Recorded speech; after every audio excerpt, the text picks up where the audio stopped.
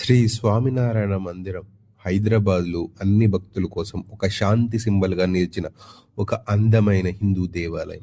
ఇది రసూల్పుర, విమాన్ నగర్, అర్జున్ నగర్ ప్రాంతంలో సికింద్రాబాద్లో ఉంది. ఇది భగవాన్ శ్రీ స్వామినారాయణ పవిత్ర ఆధ్యాత్మికమైన ప్రతిఫలించే నిర్మాణంగా ఆధారపడి ఉంది. భగవంతుని సేవకు మరియు మనుషుల శ్రేయస్సుకు అంకితం చేయబడ్డ ఈ దేవాలయం భోజ సన్యాసి శ్రీ అక్షర పురుషోత్తమ స్వామినారాయణ సంస్థ. ఇది ఒక ప్రపంచవ్యాప్తంగా విస్తరించిన సామ్రాజ్యమైన సంస్కృతి మరియు సేవా ఉద్యమంగా పిలువబడే ఈ ఆలయం శ్రీ స్వామినారాయణ సంప్రదాయ బహుళ దేశాల శిఖర బద్ధ దేవాలయాలుగా నిర్మించి భక్తులకు ధ్యానం, ప్రార్థన, సంకీర్తన మరియు సేవలు నిర్వహించే కేంద్రాలుగా పనిచేస్తున్నాయి. వీటిలో హైదరాబాద్ కూడా ఒక ముఖ్యమైన కేంద్రంగా ఉంది. ఈ మందిర నిర్మాణంలో వాస్తుశిల్పం ప్రకారమే దాని రూపొందించాయి.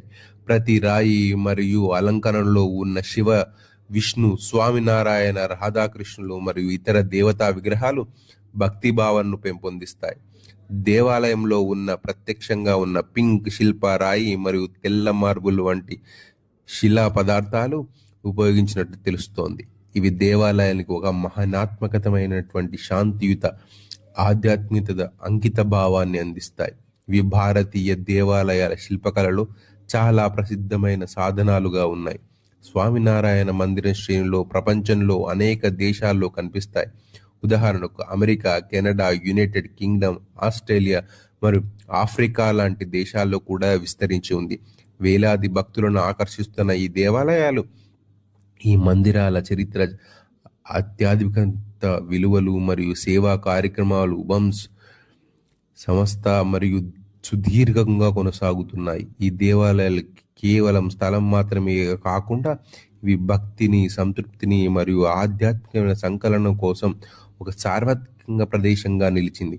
ప్రతి భక్తి ఇక్కడికి రావడానికి, ప్రార్థించడానికి మరియు శాంతిని అనుభవించడానికి చాలా మంది ఆసక్తి చూపిస్తున్నారు. ఇక్కడ చూసిన ప్రతి శిల్పము, ప్రతి ఒక్క గుడి నిర్మాణము చాలా అద్భుతంగా ఉంది. ఇది స్వామినారాయణ వారి నిజమైన కాలి గుర్తులు.